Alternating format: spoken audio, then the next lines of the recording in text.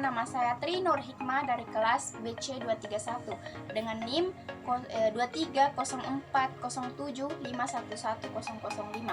Di sini saya akan membahas mengenai materi mata kuliah perkembangan peserta didik. Nah, materi yang pertama yaitu hakikat pertumbuhan dan perkembangan. Pertama, konsep pertumbuhan dan perkembangan berdasarkan fenomena fakta dan fenomena hoax dalam kehidupan sehari-hari.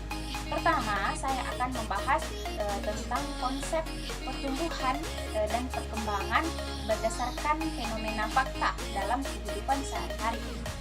Nah, pertumbuhan yaitu mencakup proses kenaikan volume yang bersifat irreversible, yaitu tidak dapat kembali dan terjadi karena adanya pertambahan jumlah sel dan pembesaran dari tiap-tiap sel. Nah, contohnya itu seorang anak yang bertambah tinggi. Sedangkan perkembangan di sisi lain yaitu mencakup suatu proses perubahan atau peningkatan yang bersifat kualitatif atau dapat kembali yang terjadi pada individu sepanjang hayatnya.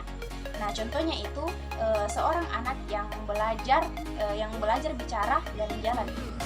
Nah, dalam kehidupan sehari-hari kita dapat mengamati atau melihat pertumbuhan dan perkembangan pada tanaman, hewan, dan manusia. Misalnya biji rambutan.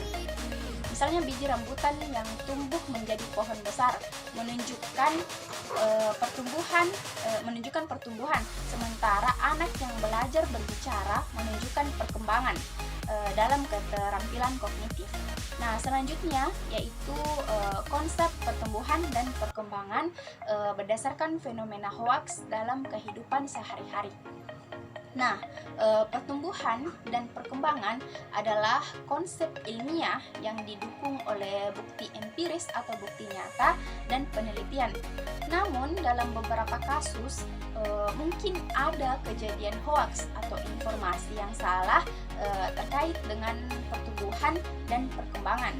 Nah, sebagai contoh, beberapa hoax yang mungkin berkaitan dengan pertumbuhan anak. Di media sosial sering terdapat iklan-iklan produk yang tidak diketahui kebenarannya, atau seperti klaim bahwa produk tertentu dapat mempercepat tinggi badan anak dan telah tersebar di internet. Nah, selanjutnya yaitu perbedaan perkembangan dan pertumbuhan. Yang pertama, perkembangan adalah pola gerakan atau perubahan yang dimulai pada saat terjadi pembuahan dan berlangsung terus selama siklus kehidupan. Nah, sedangkan pertumbuhan adalah perubahan yang terjadi pada setiap manusia, terutama berkaitan dengan fisiknya. Selanjutnya yaitu prinsip-prinsip pertumbuhan dan perkembangan berdasarkan literatur Review, yaitu ada 10. Namun di sini saya akan membahas beberapa saja, yaitu yang pertama prinsip keteraturan dan tahap-tahap. Nah, di sini setiap fase memiliki ciri khasnya sendiri, mengikuti pola yang teratur dan tahapan yang teridentifikasi. Nah, selanjutnya prinsip kecepatan variabel. Di sini tingkat pertumbuhan dan perkembangan setiap individu tergantung dari faktor genetik, lingkungan, dan nutrisi yang dapat mempengaruhi seberapa cepat atau lambat seorang anak tumbuh dan berkembang. Nah, selanjutnya yaitu prinsip berkelanjutan.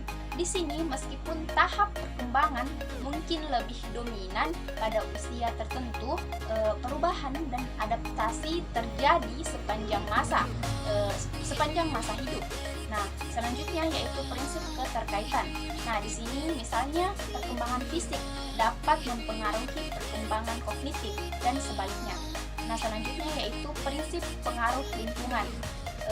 Interaksi dengan keluarga, teman, sekolah, dan masyarakat secara umum membentuk pola perkembangan. Nah, selanjutnya yaitu prinsip diferensiasi. Selanjutnya prinsip sensitif periodes. Selanjutnya yaitu prinsip interindividu individual atau intervidual variability. Selanjutnya yaitu prinsip resiliensi, dan yang terakhir yaitu prinsip perubahan prinsip perubahan. Nah, penting untuk diingat bahwa setiap individu unik dan dapat mengalami variasi dalam menerapkan prinsip-prinsip ini. Nah, selanjutnya saya akan membahas tentang materi kedua, yaitu perkembangan kognitif menurut Piaget.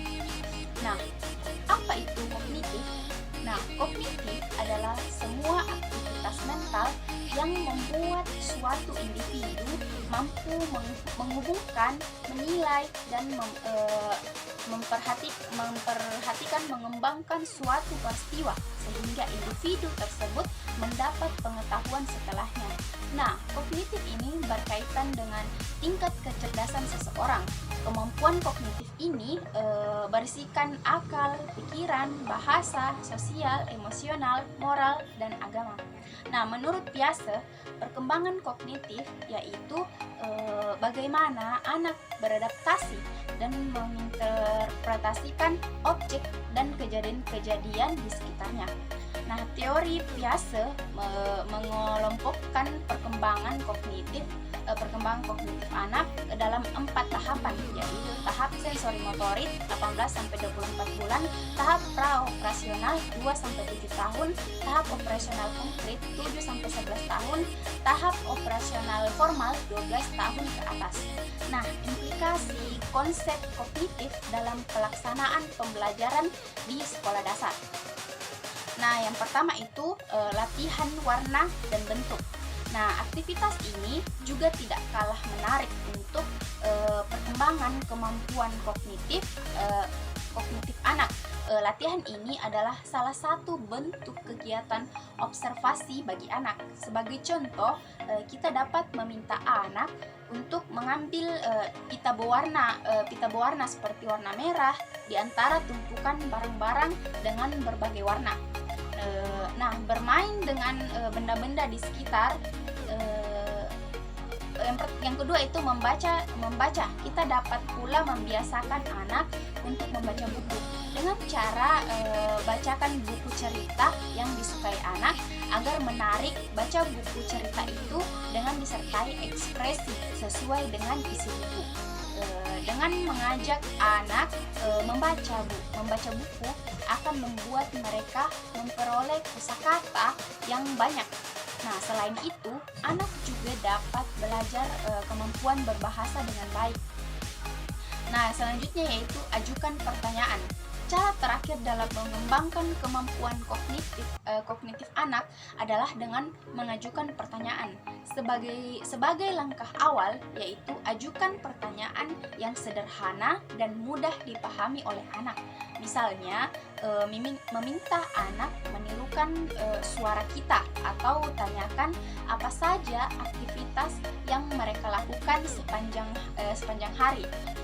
Pertanyaan-pertanyaan tersebut akan membuat seorang anak berpikir dan merasa lebih percaya diri. Jika perlu, kita bisa memilih jenis pertanyaan yang mendorong anak untuk menjawab dengan disertai penjelasan. Nah, mungkin itu saja yang bisa saya sampaikan.